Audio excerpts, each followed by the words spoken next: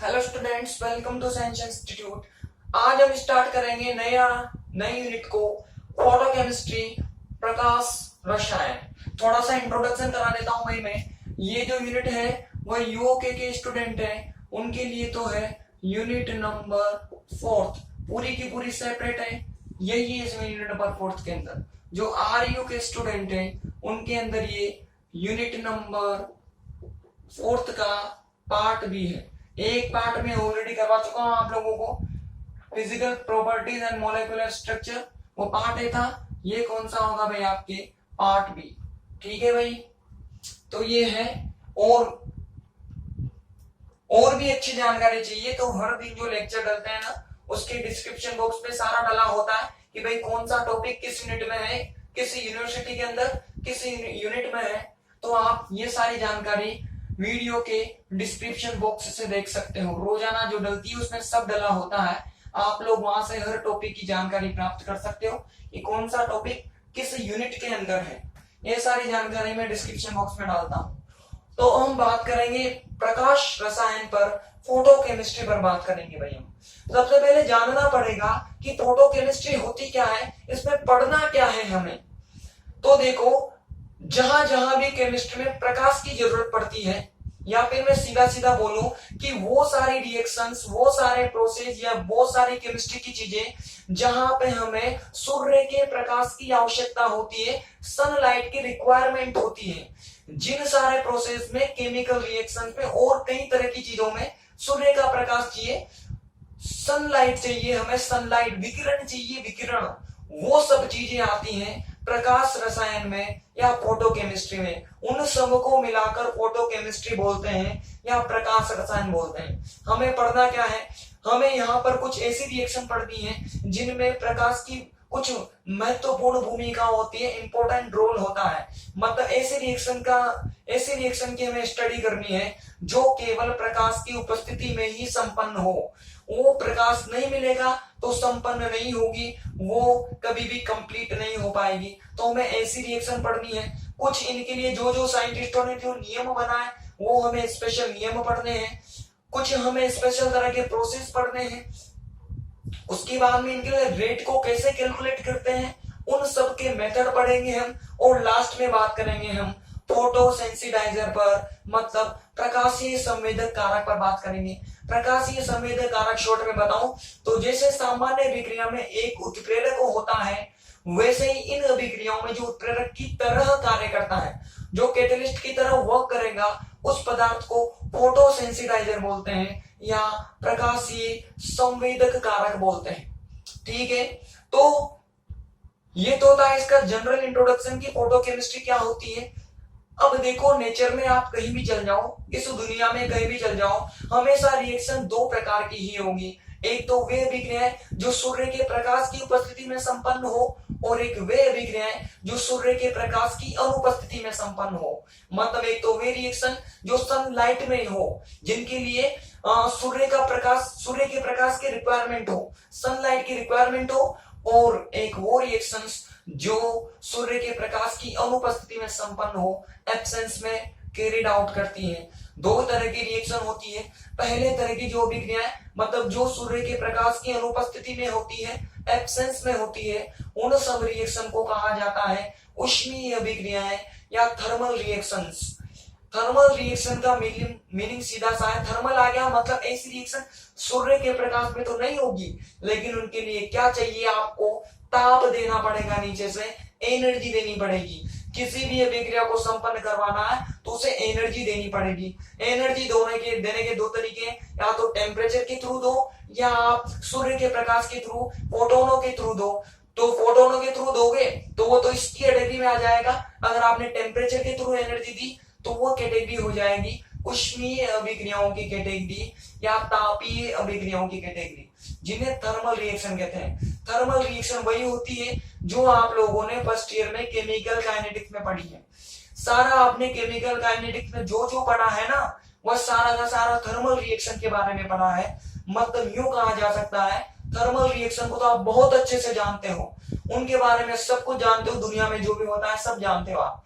क्या उनके सिद्धांत होते हैं, कैसे काम करती है, कितने प्रकार की होती है, क्या क्या होता है, क्या क्या नहीं होता। लेकिन हम किसके बारे में नहीं जानते, इन अभिक्रियाओं के बारे में नहीं जानते जो प्रकाश की उपस्थिति में संपन्न होगी। तो यहाँ पर हमें इन्हीं को पढ़ना है। लेकिन हम एक डेफिनेशन में लिखकर चलेंगे कि भाई जो प्रकाश की अनुपस्थिति में संपन्न हो, अब प्रकाश की अनुपस्थिति जहां जहां होगी वो चीज होती है अंधेरा।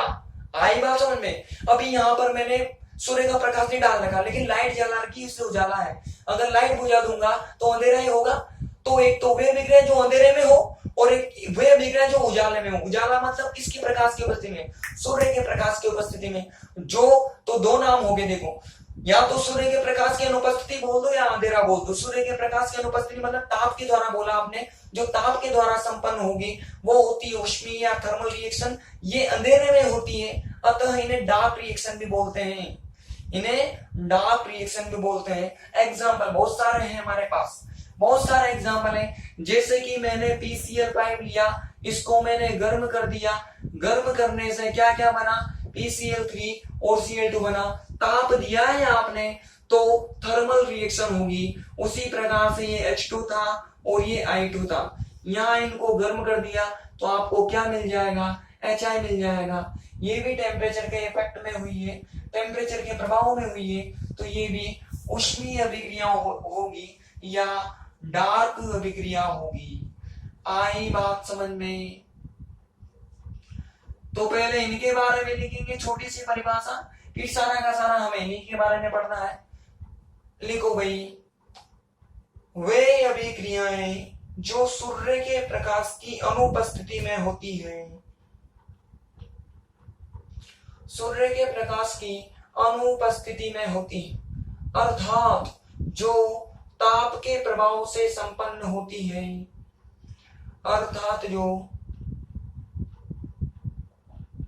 ताप के प्रभाव से संपन्न होती है, वे अभिक्रियाएं ऊष्मीय अभिक्रियाएं कहलाती हैं।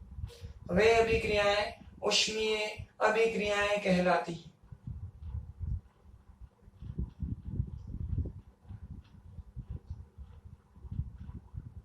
इन अभिक्रियाओं को डार्क रिएक्शन भी कहते हैं। डार्क, इन अभिक्रियाओं को डार्क रिएक्शन भी बोलते हैं। डार्क इंग्लिश में लिखना है आप, डार्क रिएक्शन भी कहते हैं या डार्क अभिक्रियाएं भी कहते हैं, क्योंकि ये अंधेरे में संपन्न होती है, क्योंकि ये अंधेरे में संपन्न होती है,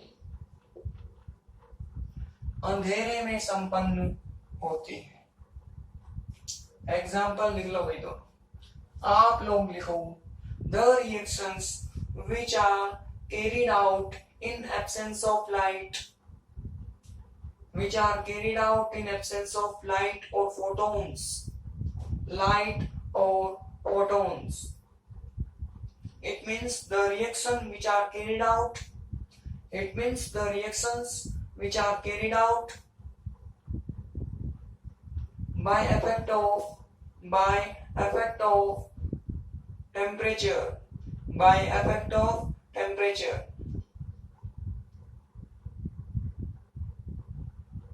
These reactions are called thermal reactions. These reactions are called thermal reactions. Thermal reactions. These reactions are also called dark reaction. These reactions are also called dark reaction because they carried out in dark. They carried out in dark. Example लिख लीजिए भाई, ठीक है। Example लिखो, ये तो होगी ऊष्मीय अभिक्रियाएं। अब हम बात करेंगे वे अभिक्रियाएं जो प्रकाश की उपस्थिति में संपन्न होगी, मतलब प्रेजेंस ऑफ लाइट में संपन्न होगी। प्रेजेंस ऑफ लाइट में जो जो अभिक्रिया संपन्न होती है, उन अभिक्रियाओं को प्रकाश रासायनिक अभिक्रियाएं कहते हैं। फोटोकेमिकल रिएक्शन कहते हैं उन्हें, प्रकाश रासायनिक अभिक्रिया। तो जो जो अभिक्रियाएं प्रकाश की उपस्थिति में संपन्न हो, प्रेजेंस ऑफ लाइट में संपन्न हो, वो सारी रिएक्शन हो जाएगी फोटोकेमिकल रिएक्शंस या प्रकाश रासायनिक अभिक्रियाएं। ठीक है, इनके लिए जनरली 200 nm से लेकर के 800 nm के प्रकाश की आवश्यकता होती है। अब 200 से 800 के बीच में दो तरह के रीजन आते हैं, एक तो यूवी रीजन आता है और साथ में आता है भाई विजिबल रीजन आता है। कौन कौन सा?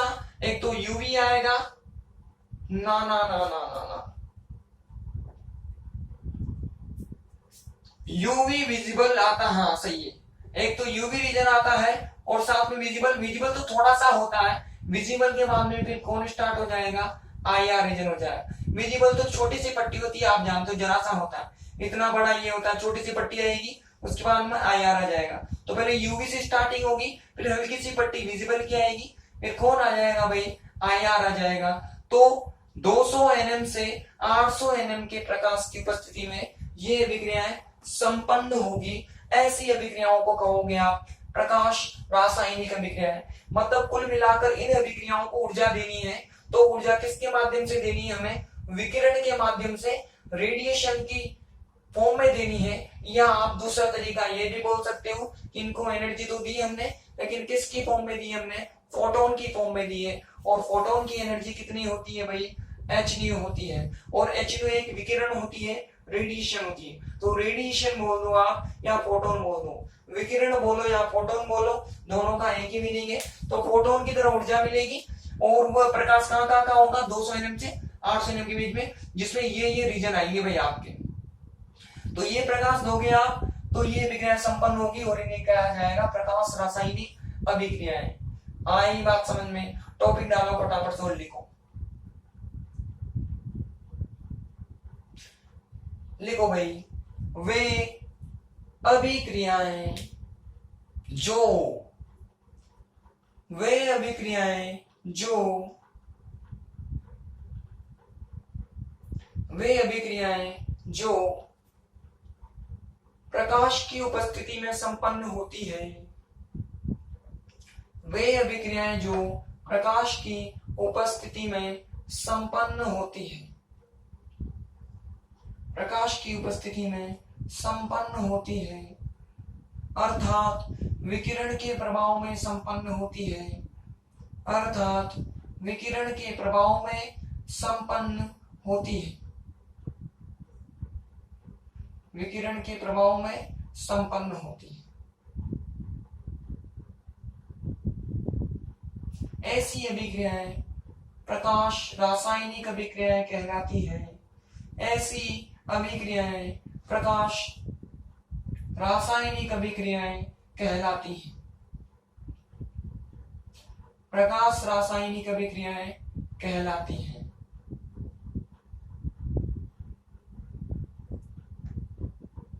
ठीक, इन अभिक्रियाओं का वेग पदार्थ की सांद्रता तथा प्रकाश की तीव्रता पर निर्भर करता है।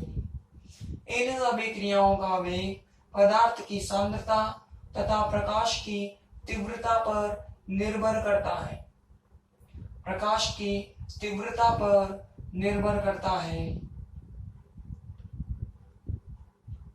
ठीक है, आप लोग लिखो, the reactions which are carried out in presence of light, the reactions which are carried out in presence of light, it means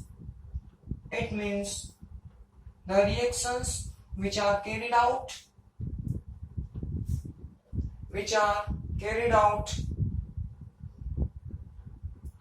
by effect of radiation, by effect of radiation.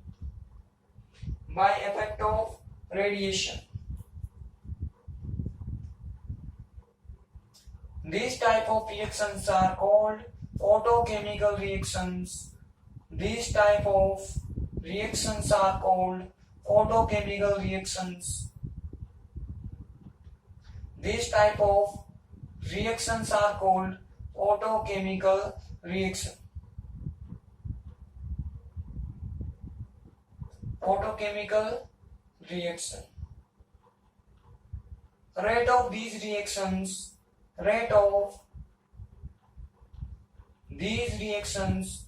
depends on concentration of compound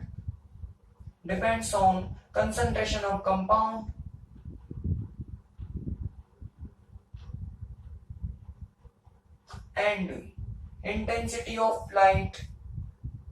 Concentration of compound and intensity of light. ठीक है भाई, अगली line से लिखो, ये अभिक्रियाएं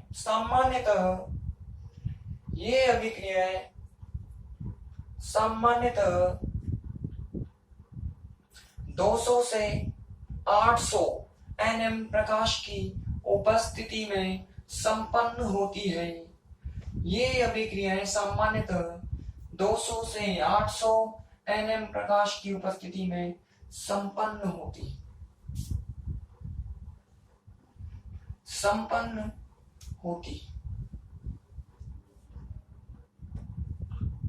आप लोग भी लिख लो, these reactions are generally carried out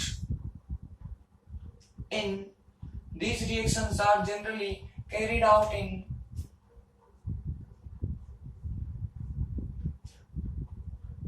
carried out in 200 to 800 nm wavelength. 200 to 800 nm wavelength light. ठीक, अगली लाइन से लिखो, ये अभिक्रियाएं सामान्यतः निम्न प्रकार की होती। ये अभिक्रियाएं सामान्यतः निम्न प्रकार की होती है। These reactions are of following types. These reactions are of following type. ठीक, अलग अलग तरह की होती है, कुछ लिखेंगे हम।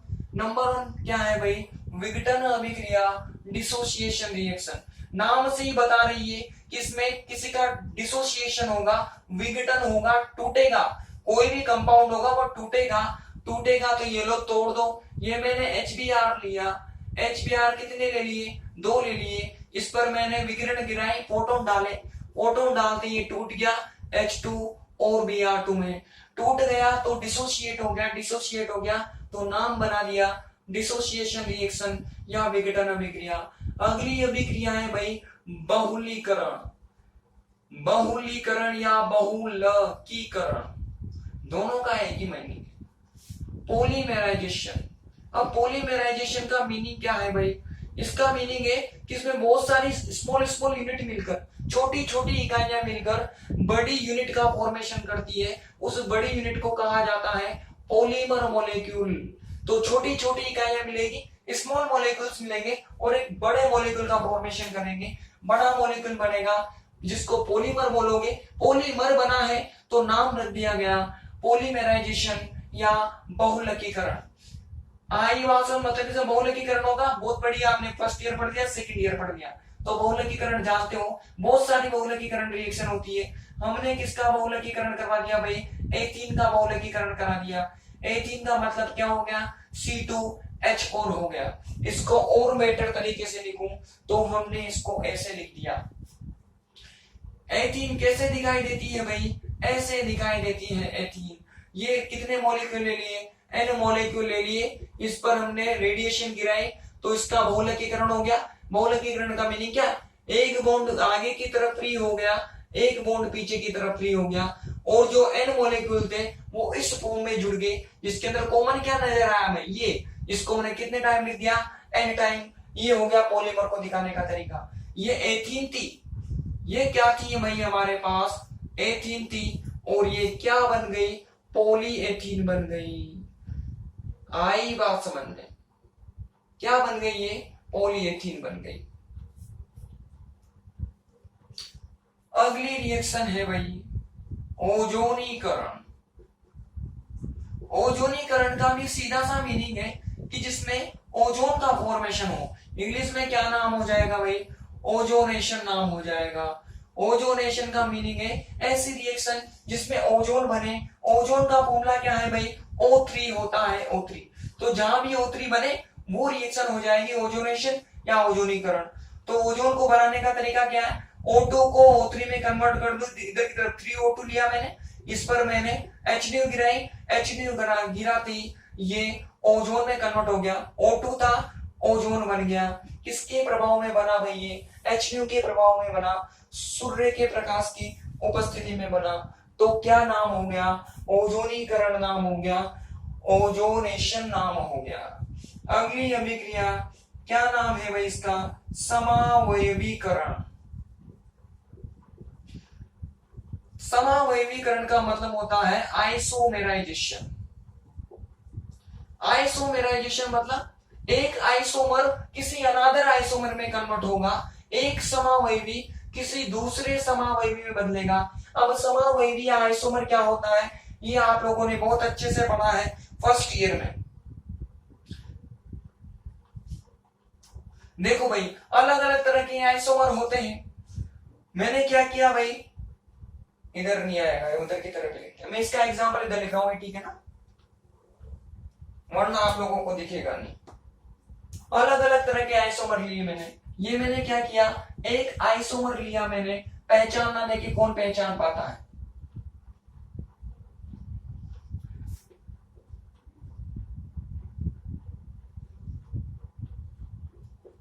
अरे कौन सा एसिड है बोलो, मैंने लिया फ्लूमेरिक एसिड। कौन सा एसिड है ये, फ्लूमेरिक एसिड। फ्लूमेरिक एसिड पर मैंने HNO गिराया, ये एक समावयवी है। तो भी देखो दोनों कैसे नजर आ रहे हैं, ट्रांस में।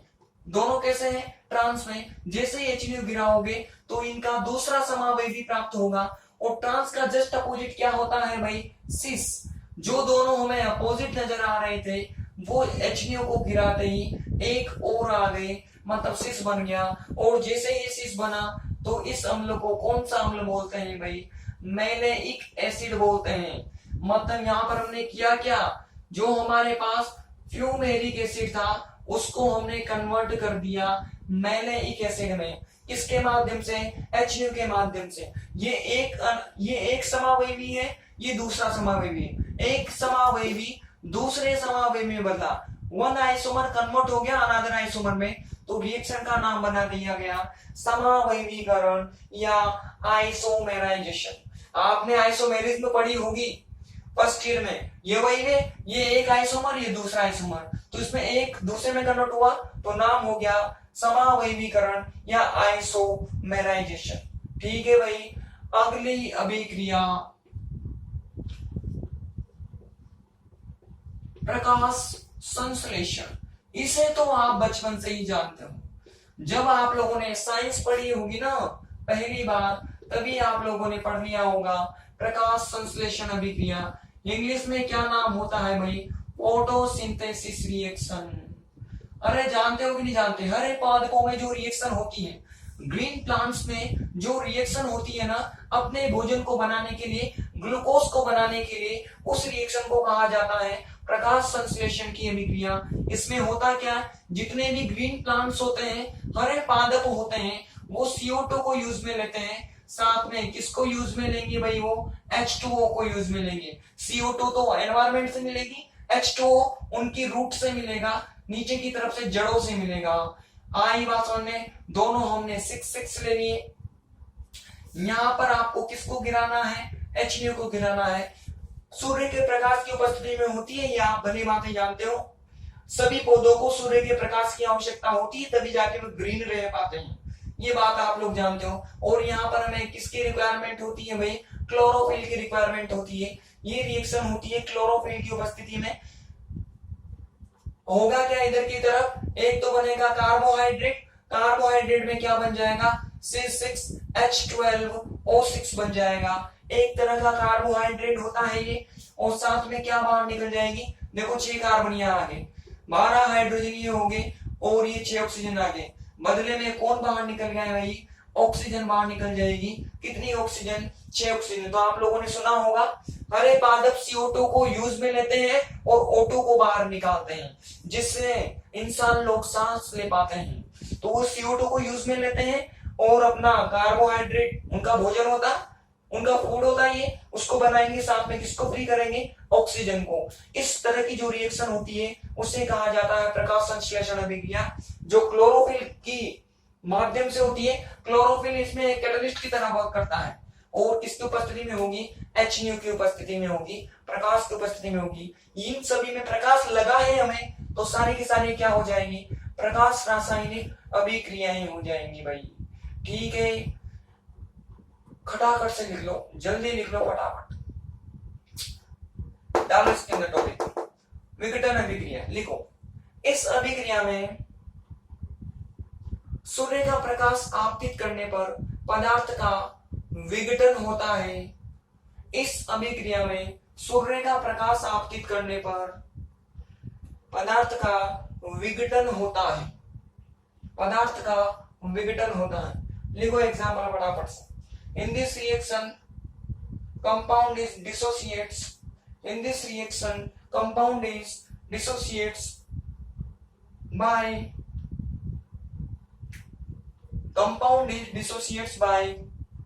radiation. एग्जाम्पल लिखो, दूसरा लिखो, जल्दी जल्दी करो भाई, पॉज कर आके कर लेना, ठीक है ना। नेक्स्ट, बहुलकीकरण लिखो। इस अभिक्रिया में एथीन पर सूर्य का प्रकाश आपतित करने पर, एथीन पर सूर्य का प्रकाश आपतित करने पर बहुलकीकरण के द्वारा पॉलीएथीन प्राप्त होता है। बहुलकीकरण के द्वारा पॉलीएथीन प्राप्त होता है, पॉलीएथीन प्राप्त होता है। लिख लो।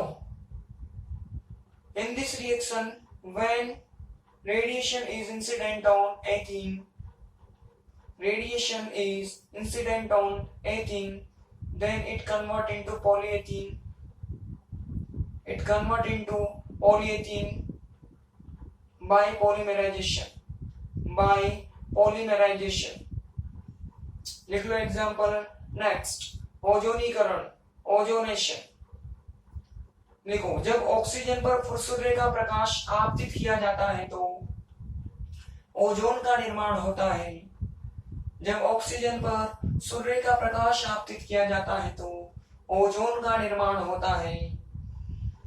When radiation is incident on oxygen, when radiation is incident on oxygen, then it convert into ozone.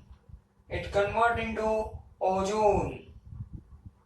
लिख लो एग्जाम्पल। नेक्स्ट, समावयवीकरण, आइसोमेराइजेशन। इसमें सूर्य के प्रकाश के द्वारा, इसमें सूर्य के प्रकाश के द्वारा एक समावयवी दूसरे समावयवी में, एक समावयवी दूसरे समावयवी में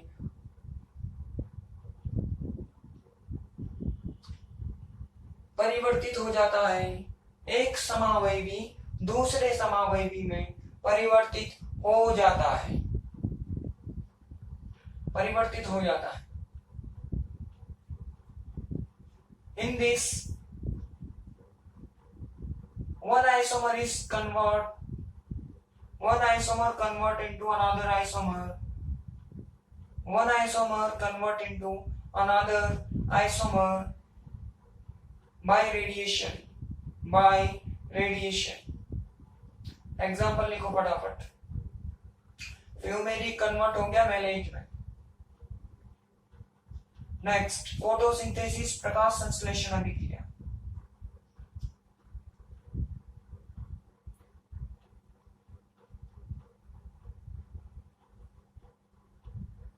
हरे पादपों में, हरे पादपों में,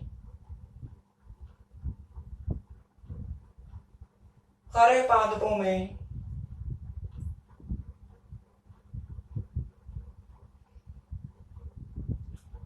सूर्य के प्रकाश की उपस्थिति में, हरे पादपों में सूर्य के प्रकाश की उपस्थिति में कार्बन डाइऑक्साइड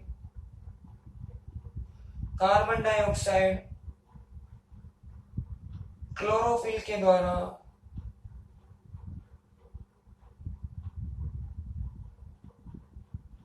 ऑक्सीजन में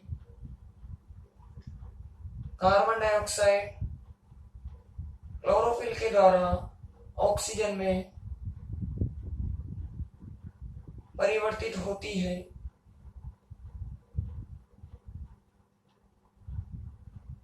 यह अभिक्रिया प्रकाश संश्लेषण अभिक्रिया कहलाती है। यह अभिक्रिया प्रकाश संश्लेषण अभिक्रिया कहलाती है। एग्जाम्पल लिख लो भाई। इन green plants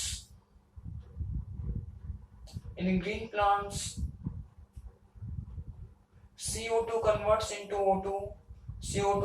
into O2 by chlorophyll in presence of light.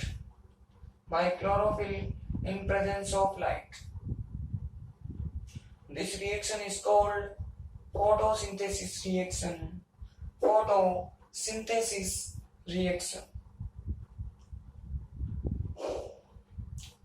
लिख लो जल्दी से।